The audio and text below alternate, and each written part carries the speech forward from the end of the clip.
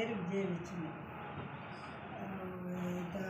விஸ்வாமித்திர முனிவர் தசரதர்கிட்ட நான் வேள்வி நடத்த போகிறேன், ராமரை லட்சுமணரை அனுப்பி வைங்க எனக்கு உதவிக்கு அப்படின்னு கேட்குறாரு.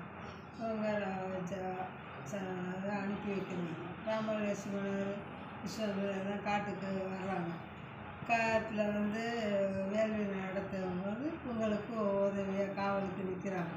இந்த தாடகை இது பண்ணும்போது ராமர் பெண்ணுங்கிறதுனால அவரை கொல்றதுக்கு தயங்குறாரு. விஸ்வாமித்திரர் நீ பெண்ணுன்னு தயங்காத, அவர் அரைக்கி பல பேரை கொன்று சாப்பிட்ருக்கான், அதனால் நீ தயங்காமல் நம்ம விடுன்னு சொல்கிறாரு. ரொம்ப விடுறாரு. அரைக்கி செத்து போகிறான். செத்து போனோடனே யாகம் நல்லபடியாக முடியுது. முடிஞ்ச உடனே எல்லோரும் இதிலேக்கு விஸ்வாமித்திரர் கூட்டிக்கிட்டு வர்றாரு. ராமர் லட்சுமணன் விஸ்வாமித்திர முனிவரும் மிதிலை நோக்கி வந்துக்கிட்டு இருக்காங்க.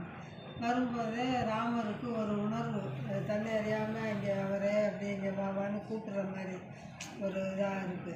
அந்த எண்ணத்தோடு வர்றாங்க. மிதிலை நகரில் வீதியில் வந்துக்கிட்டு இருக்காங்க. அப்போதைக்கு சீதை கன்னிமாடத்துலேருந்து கிடைக்கிறதுனால பார்க்குது. அப்போ ராமரும் அந்த இதில் இருந்து பார்க்குறாரு. பார்க்கும்போது 2 பேரை சந்திச்சுக்கும் போது இந்த பொண்ணு நமக்கு மனைவியாக வந்தால் நல்லாயிருக்கும் அப்படின்னு ராமர் நினைக்கிறாரு. சீதையும் அதே மாதிரி ஒரு கணவராக வந்தால் நமக்கு நல்லா இருக்குன்னு அந்த நினப்போடைய சீதை அப்படி ஏக்கமாக இருக்குது. ராமர் அப்புறம் எல்லாம் அரண்மனைக்குள்ளே போகிறாங்க. போகும்போது ஜனவர்கிட்ட விஸ்வாமித்திரர் உங்களை அறிமுகப்படுத்தி வைக்கிறாரு. தசரதர் அயோத்தினா தசரதரோட வாங்க ராமர் லட்சுமணர் அப்படின்னு அறிமுகப்படுத்தி வைக்க. சனகருக்கு ராமரை பார்த்த உடனே ஒரு தோல் இவர் நம்ம சீதைக்கு கணவன் நல்லா இருக்கும், நம்ம பொண்ணு வேணும்னு அவர் நினைக்கிறாரு. அவர்கிட்ட ஒரு சிவதனுசு இருக்குது, அவங்க முன்னோர்களுக்கு சிவன் கொடுத்தது.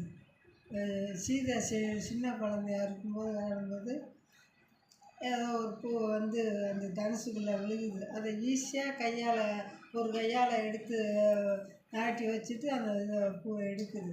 அதனால் அவருக்கு அப்போ தோணுது, இவருக்கு யார் இந்த வில்லை வளைக்கிறாங்களோ அவர் தான் இந்த சீதை கணவராகணும்னு நினைக்கிறாரு.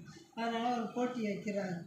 இது மாதிரி யார் இந்த வில்லை வளைக்கிறாங்களோ அவர் தான் சீதைக்கு கணவராக வரணும் அப்படின்னு. அது சுயவரம் நடத்தும் போது எல்லா நாட்டு மன்னர்களும் வந்திருக்காங்க.